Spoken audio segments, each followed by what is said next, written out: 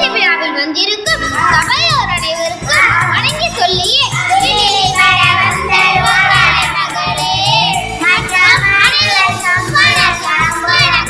எங்க ஊர் சொந்த ஊர் உங்க எல்லாரையும் நம்பிங்க கொஞ்சம் சந்தோஷமா இருந்து எங்க கதை கேளுங்க. கதையா? என்ன கதை? அப்பா அம்மா நான் சுகமாக வாழ்வதற்கு சொத்து சேர்த்து வைக்கிறீங்க, கண்ணியமா வாழ கல்வி கொடுப்பீங்க, நான் கஷ்டப்படாம வாழ காசு சேர்த்து, நாங்க வாழ வேண்டிய உலகத்தை மறந்து விட்டோமே, அதை நாம் மாசுபடுத்தி விட்டோமே. ஆமா ஆமா, மாசுபடுத்தி விட்டோமே. உண்ணாவது கொடுத்த உடை இருக்க இடம் இதுதான் மனிதனுக்கு மிக முக்கியமானது. இதை விட மனிதன் வாழ்வதற்கு மிக அவசியமானது நல்ல சுற்றுச்சூழல். கடவுள் நமக்கு கொடுத்த நிலம், நீர், காற்று, நெருப்பு, ஆகாயம் இதையெல்லாம் சேர்ந்ததுதான் சுற்றுச்சூழல். இதை மாசுபடுத்தாமல் இருப்பதே நமது கடமை. இந்த சுற்றுச்சூழலை ஐக்கிய நாடுகள் விழிப்புணர்வு உணர்த்தும் நாளாக ஒவ்வொரு ஆண்டும் ஜூன் 5 உலக சுற்றுச்சூழல் தினமாக கொண்டாடப்படுகிறது.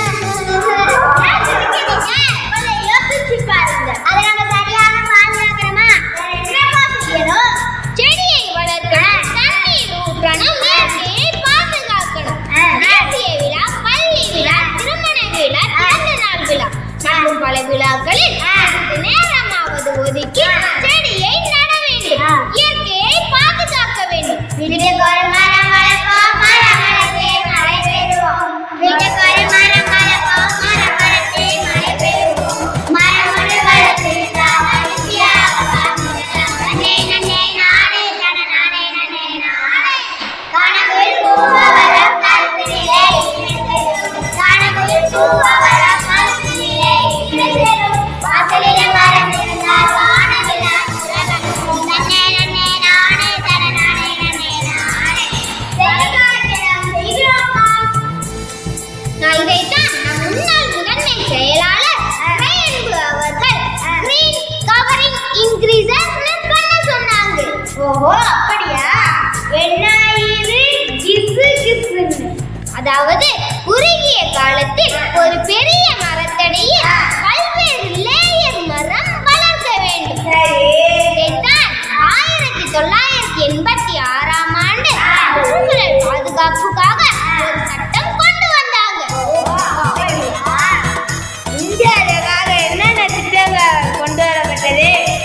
என்ன தம்பி இப்படி கேட்டுட்ட? நம் நாடு நம் பெருமை என நீங்க நினைக்கணும். அல்டிமேட் இந்தியாவா? Now you know, நம் நாட்டின் பிரதமர் நரேந்திர மோடி பிரதமரான பிறகு சுற்றுச்சூழல் பாதுகாப்புக்காக மத்திய அரசு திட்டங்கள் கொண்டு வந்தாங்க. முதல் திட்டம் என்னன்னா கங்கை நீர் சுத்தமாக இருக்கணும். இரண்டாவது திட்டம் என்னன்னா கிரீன் ஸ்கீம் டெவலப்மெண்ட் ப்ரோக்ராம். அப்படின்னா என்னங்க? அதாவது இயற்கையை பாதுகாத்து இளைஞர்களுக்கு வேலை வாய்ப்பு. அப்படியா? மூன்றாவது திட்டம் என்னன்னா 2014